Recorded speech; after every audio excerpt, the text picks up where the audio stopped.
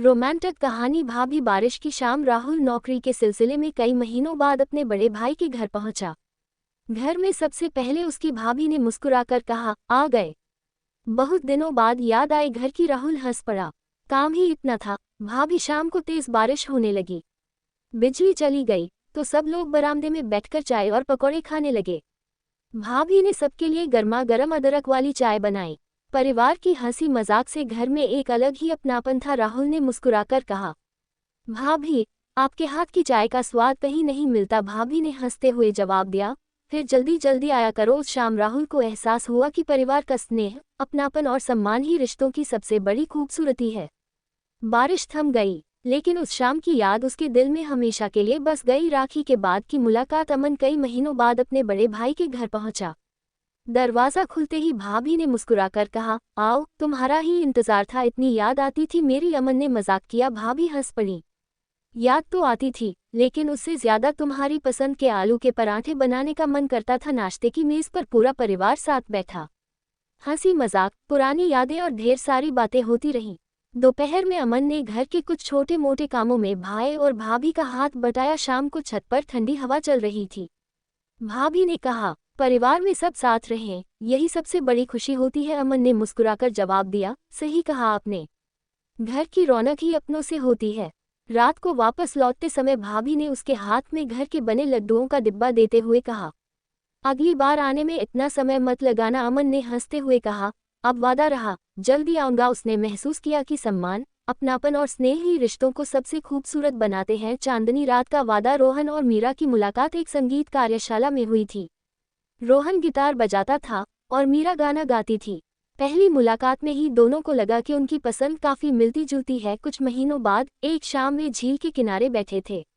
आसमान में पूरा चांद चमक रहा था और ठंडी हवा चल रही थी। मीरा ने कहा, तुम्हारे साथ समय कैसे निकल जाता है, पता ही नहीं चलता। रोहन मुस्कुराया, शायद इसलिए कि सही इंसान के साथ हर पल छोटा लगने लगता है। कुछ देर दोनों चुपचाप चांद को देखते रहे। फिर रोहन ने जेब से एक छोटा सा कागज निकाला। उस पर उसने अपने हाथ से एक कविता लिखी थी, तुम मुस्कुराओ तो सुबह लगती है, तुम साथ हो तो हर राह आसान लगती है। न वादों की भीड़ चाहिए, बस हर दिन तुम्हारा साथ चाहिए। मीरा की आंखों में खुशी झलक उठी। उसने धीरे से कहा, यह अब तक का सबसे खूबसूरत तोहफा है। उस रात दोनों ने एक दूसरे से बस इतना वादा किया, हर खुशी और हर मुश्किल में साथ निभाने का। उनके लिए प्यार बड़े बड़े इजहारों में नहीं, बल्कि रोजमर्रा के छोटे छोटे ख्यालों और भरोसे में बसता था। पुरानी किताब में रखा खत। आर्यन अपने पुराने बुक शेल्फ की सफाई कर रहा था।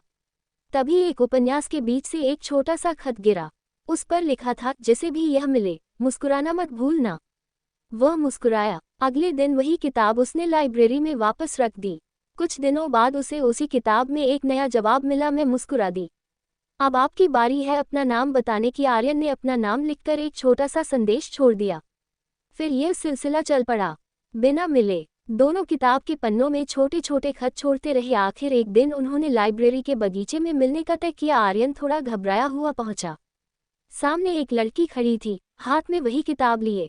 उसका नाम काव्या था। दोनों कुछ पल चुप रहे। फिर काव्या हंसकर बोली, तो तुम वही हो जो किताबों में चिट्ठियां छिपाते हो। आर्यन भी हंस पड़ा, और तुम वही हो जो हर चिट्ठी का जवाब देती हो। उस दिन से उनकी कहानी किताबों के पन्नों से निकलकर जिंदगी के नए अध्यायों में लिखी जाने लगी। कभी कॉफी, कभी लंबी सैर, कभी लाइब्रेरी की खामोशी। हर मुलाकात उनके रिश्ते को थोड़ा और गहरा करती गई।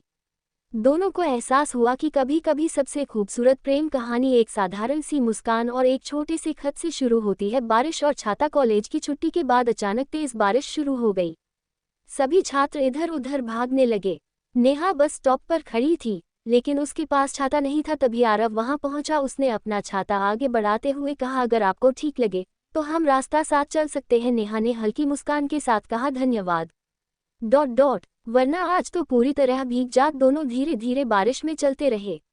रास्ते भर छोटी छोटी बातें होती रहीं, पसंदीदा किताबें, फिल्में, सपने और भविष्य। बारिश थमने लगी तो नेहा ने कहा, आज की शाम याद रहेगी। आरव मुस्कुराया, मुझे भी। डॉट डॉट शायद बारिश इसलिए अच्छी लगती है क्योंकि यह अनजान लोगों को भी दोस्त बना देती है। कुछ हफ्तों बाद वही बस स्टॉप उनकी रोज की मुलाकात की जगह बन गया।